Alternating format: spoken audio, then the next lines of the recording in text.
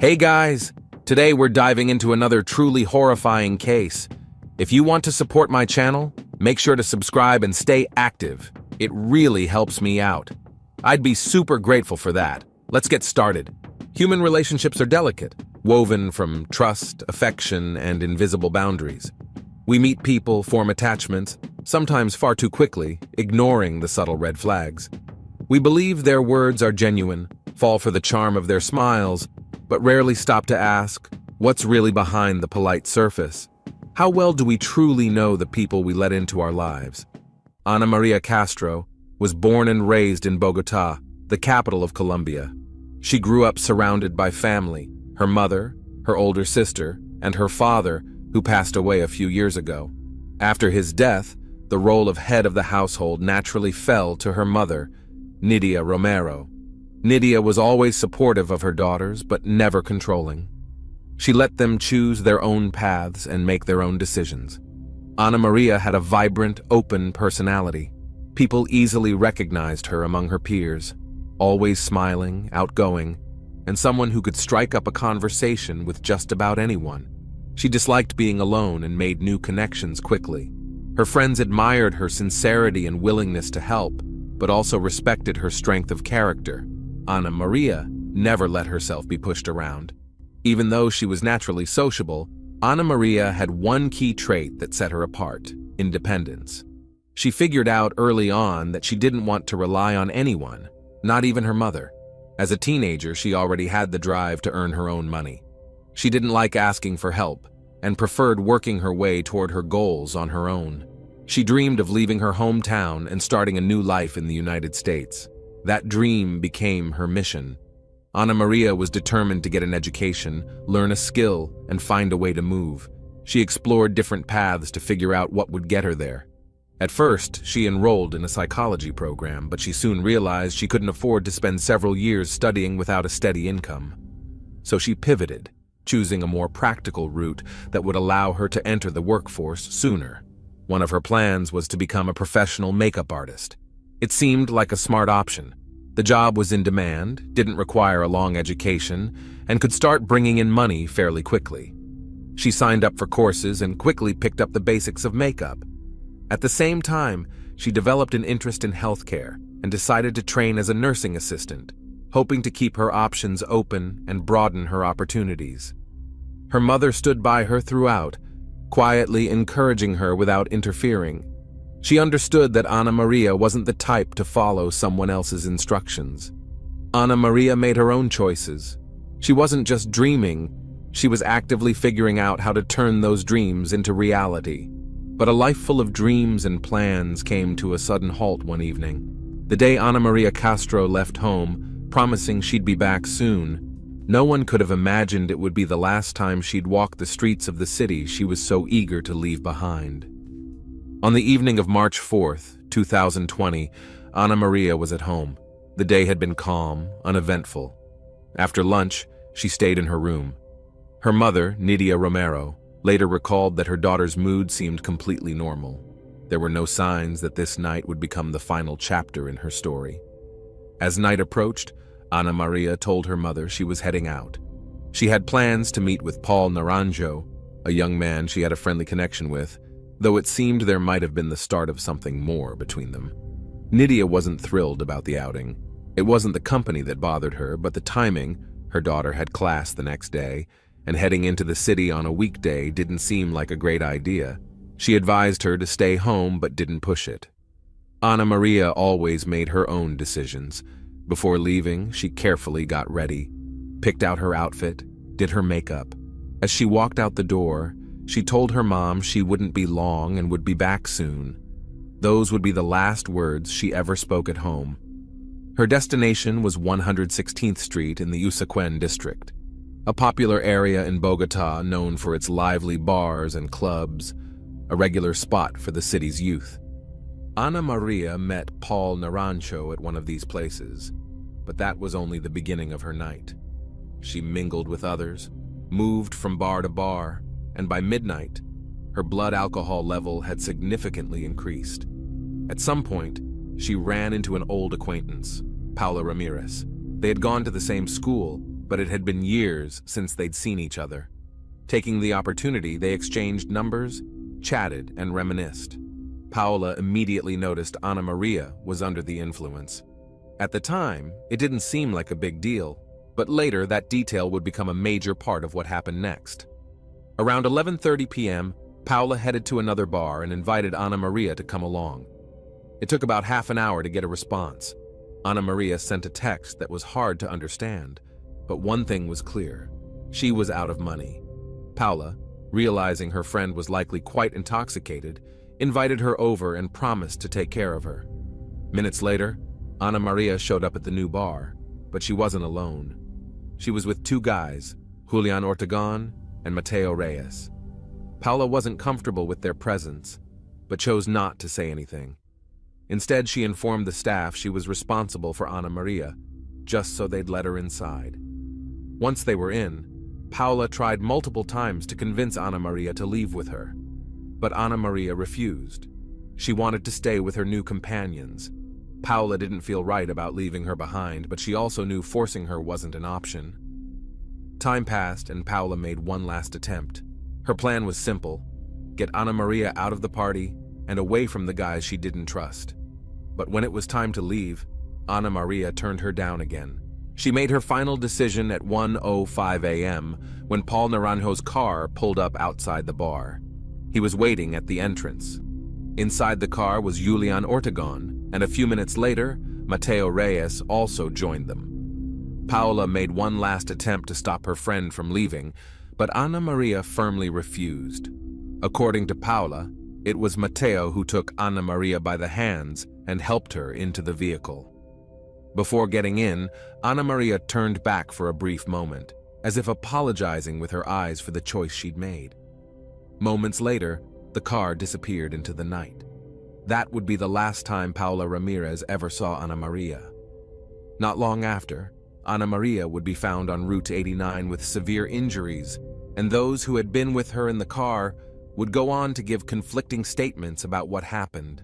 The four people in that car had very different relationships with one another, and those dynamics would become key in understanding the events of that night.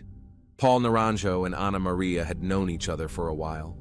He'd been trying to win her over, showing interest and making efforts to get close, but their connection never quite turned into anything serious. Still, Paul was hoping that night might change things. Julian Ortegon also knew Ana Maria, but they weren't especially close. He was more of a friend to Paul and had been encouraging his attempts to build something with her.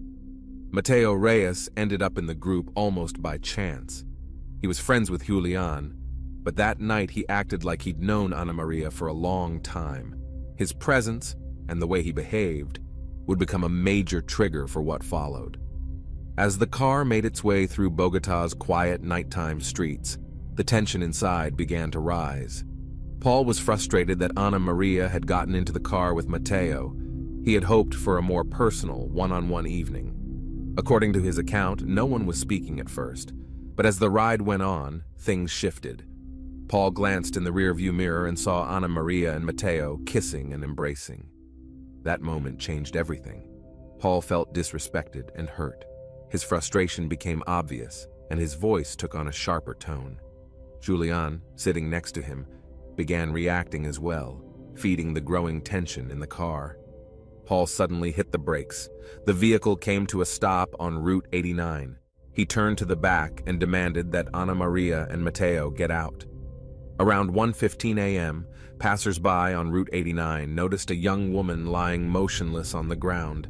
She was on her back, arms outstretched, her clothes dusty and marked with traces of blood. Some people stopped to check if she was breathing. Others immediately pulled out their phones to call emergency services. According to the first people at the scene, she was still alive.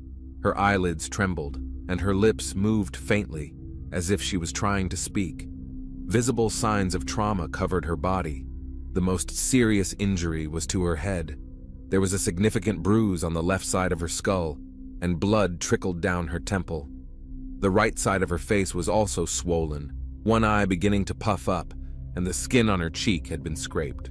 Her arms and shoulders were marked with bruises, suggesting she may have tried to defend herself or had been forcibly restrained. The primary impact, according to the medics who arrived on scene, appeared to have been to the back of the head. That would explain the heavy bleeding from the ears and nose. Ana Maria's head was resting in a pool of blood, an immediate sign of how severe the injury was. Eyewitnesses who had called for emergency assistance later gave differing accounts. Some said they saw a car speeding away around the corner. Others claimed the body had appeared on the road so suddenly there hadn't been any screams or even the sound of an impact. Emergency responders arrived roughly 10 minutes later. Paramedics quickly assessed her condition and decided she needed to be transported immediately. She had no identification or phone with her, so her identity remained unknown at the time. She was taken to the nearest facility, Engativa Hospital, where doctors confirmed a critical traumatic brain injury. They noted significant brain swelling, which drastically lowered her chances of survival. After an initial evaluation, it was decided she needed to be transferred to Simon Bolivar Hospital, where some of the top neurosurgeons in the city worked. She was moved there early that morning, but her condition continued to decline by the hour. Despite efforts to stabilize her, the swelling in her brain only worsened. While doctors were fighting for her life, across the city, Ana Maria's mother, Nidia Romero, was still trying to reach her. She had no idea that her daughter was already in a life-threatening condition and that the phone she kept calling would never answer again. Nidia hadn't slept much that night. Her concern grew with every unanswered call. She dialed Ana Maria's number dozens of times, sent message after message, but nothing. Her mind kept going through possible explanations. Maybe she stayed over at a friend's place, maybe her phone had died. But deep down, something told her this wasn't normal. On the morning of March 5th, her anxiety turned into devastating news.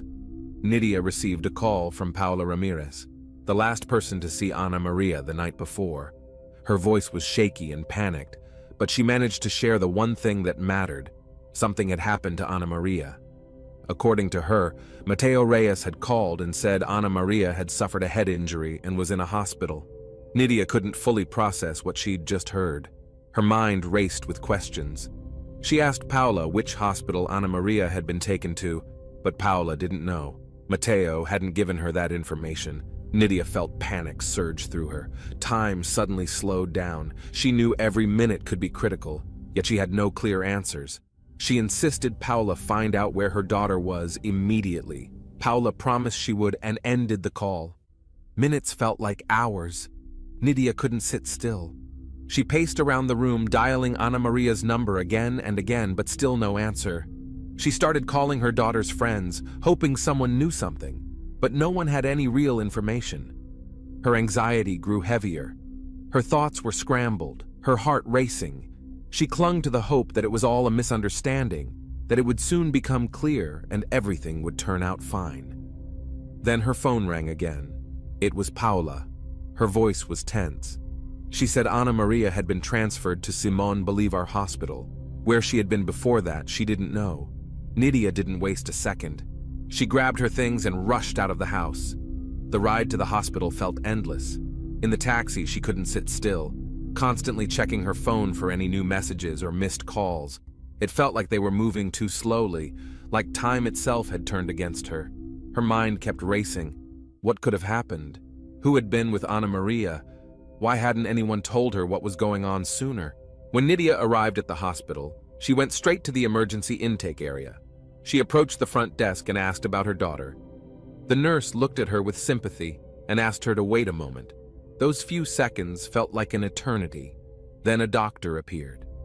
He asked her to step into a private room and gently inquired whether her daughter had any identifying features, tattoos, scars, anything distinctive. Nidia didn't immediately understand why this was necessary. A growing unease built inside her. She told him her daughter had a few tattoos, including one with her father's name. The doctor let out a heavy breath, looked at her and said, "We did everything we could, but unfortunately her brain couldn't survive the trauma. She's been declared brain dead." The words were clear, but their meaning didn't sink in right away. Nidia froze. Her mind went blank. She couldn't believe what she was hearing. Slowly, she shook her head, hoping she'd misheard, that there was some mistake, that maybe the doctor was talking about someone else. She wanted to ask again, but the words wouldn't come out. They led her to a glass window behind which a body lay. When she looked through it, something inside her broke. Ana Maria's face was bruised, one eye swollen, visible signs of a serious head injury. It was her daughter. There was no mistake. For the first few seconds, she felt nothing. Then came a numbness, followed by a wave of anguish. A deep sense of helplessness took over. She tried to make sense of what she was seeing, but nothing in her mind could process it. And there was no one around who could tell her what exactly had happened. A few hours after hearing the devastating news, Nydia began to receive conflicting information. Different people were saying different things. The versions didn't match. No one could give a clear account of what had happened to her daughter that night. The first person she spoke to was Paula Ramirez. Ana Maria's friend explained that Ana had left the bar that night with Paul Naranjo, Julian Ortegon, and Mateo Reyes. That detail was crucial. Nydia immediately thought, if her daughter had been with them, where were they now? Why hadn't any of them contacted her? Why had the only call come from Paula? She realized she'd have to start asking those questions herself. Then Ana Maria's ex-boyfriend Felipe called. He had also started trying to piece together what happened and managed to speak with Mateo Reyes. Mateo claimed that he had seen Ana Maria fall from the car. In fact, he said he'd been following the vehicle in a taxi and had witnessed the moment she went out of it. But that version raised immediate red flags. Why didn't he call for help? Why didn't he contact her family right away? Nydia began to sense that something wasn't adding up. The story felt off, and her instincts told her someone wasn't being truthful. She made a decision. She would fight for answers. Ana Maria's mother began reaching out to law enforcement, pushing for an investigation. She wanted the people who had been in the car with her daughter to be questioned. She needed to know exactly how her daughter ended up on that road. In the following days, she began speaking to reporters, giving interviews, sharing her heartbreak. She refused to stay silent. Ana Maria didn't just fall out of a car, and Nydia was determined to make sure that whoever was responsible would be held accountable. When law enforcement began investigating the circumstances surrounding Ana Maria Castro's tragic death, the first people they brought in for questioning were those who had been with her that night: Paul Naranjo, Julian Ortegon, and Mateo Reyes. Their testimonies were key to uncovering what had happened inside the car and how Ana Maria ended up on Route 89. Paul Naranjo was the first to speak. He admitted that he had picked up Ana Maria from the bar, but claimed he hadn't expected Mateo to join them. According to Paul, a disagreement broke out in the car after he noticed Ana Maria showing affection toward Mateo. He said they started kissing, which upset him. Paul stated that he pulled over and asked them to get out of the car. He insisted he didn't use force, didn't threaten anyone, and didn't lay a hand on her. He said that after Ana Maria and Mateo exited the vehicle, he and Julian drove away. But Paul's version of events didn't explain how, just moments later, Ana Maria was found on the road with life-threatening injuries. Julian Ortegon backed up Paul's account. He confirmed there had been tension in the car and that the driver pulled over to let Ana Maria and Mateo out. But when asked what happened afterward, Julian had no answers. When police questioned Mateo Reyes, his story was entirely different. At first, he claimed he hadn't been in the car at all. He said he was following behind the vehicle in a taxi and had personally witnessed Ana Maria fall onto the road. This claim immediately raised red flags. If he had actually seen her fall, why hadn't he called for emergency help right away? Why didn't he go to her aid or alert her family? Not long after, Mateo changed his story. He then admitted he had been in the car but insisted Ana Maria had fallen out on her own. He couldn't explain how it happened but maintained that no one had pushed her. Investigators were now certain someone wasn't telling the truth. The only way to get closer to the facts was to find physical evidence. Police obtained surveillance footage. Route 89 was partially covered by street cameras, though not all of them captured the full sequence. Still, what they recovered proved to be crucial. In one of the recordings, Paul Naranjo's car is seen speeding down the street before coming to a sudden stop. Moments later, a figure appears, falling onto the road. But the most telling detail was this: no one was seen exiting the car. This directly contradicted Paul's claim that he simply dropped Anna Maria off. Investigators began considering the possibility that she may have been pushed. Authorities ordered a forensic reevaluation. Medical experts concluded that Anna Maria's injuries were more consistent with a fall from a moving vehicle than a typical stumble or collapse. These findings became strong evidence pointing toward Paul and Julian. However, the central question remained: what exactly happened in those final moments before the vehicle stopped? The stories didn't match up, but one thing was clear: someone was hiding the truth. As it became obvious that the witness accounts conflicted, investigators intensified their efforts to get to the bottom of the case. Police reviewed surveillance footage, examined phone records and messages, re-interviewed eyewitnesses, and searched for any additional clues that could reveal what truly happened in Ana Maria Castro's final moments. One of the key focuses of the investigation became the behavior of the three men who were with Ana Maria that night. As authorities conducted more in-depth interrogations, additional inconsistencies came to light. For instance, if Paul and Julian insisted they had simply dropped off Ana and Mateo, why didn't they try to check in on them afterward to make sure everything was okay? And why did Mateo first claim he was in a taxi following behind, only to later admit he had actually been in the car? At the same time, public pressure was growing. The media picked up the case, and the public demanded accountability. Similar high-profile cases were brought back into the spotlight, especially the tragic story of Luis Andrés Colmenares, a young man who lost his life under mysterious circumstances after a party in Bogotá. With the growing national attention, the prosecutor's office accelerated the legal proceedings. Charges were formally filed, and those at the center of the case were brought under intense judicial scrutiny. Investigators presented evidence suggesting Ana Maria could not have fallen from the car accidentally. However, the defense argued there wasn't enough direct proof, and that witness accounts were too conflicting to be reliable. The trial sparked significant public interest. The question of what exactly happened that night remained unresolved for a long time, but one thing was becoming clear: someone wasn't telling the truth. And eventually, the truth would come to light. According to the most recent reports, on March 10, 2022, the 42nd District Criminal Court found Paul Naranjo and Julian Ortegon guilty of a felony involving the death of Ana Maria Castro under aggravated circumstances. They were each sentenced to 41 years in prison. The court's decision relied heavily on the testimony of witness Daniel Vega Novoa, who stated he had seen Ana Maria being pushed from a moving vehicle onto the road. Also taken into account were revised statements from Mateo Reyes, who eventually admitted that Ana Maria had not exited the vehicle willingly.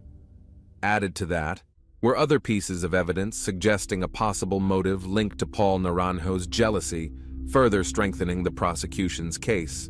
Thanks for watching, everyone. Your support means a lot to me, and you can help my channel grow by hitting that like button, dropping a comment, and sharing this video. Your engagement really makes a difference. See you soon.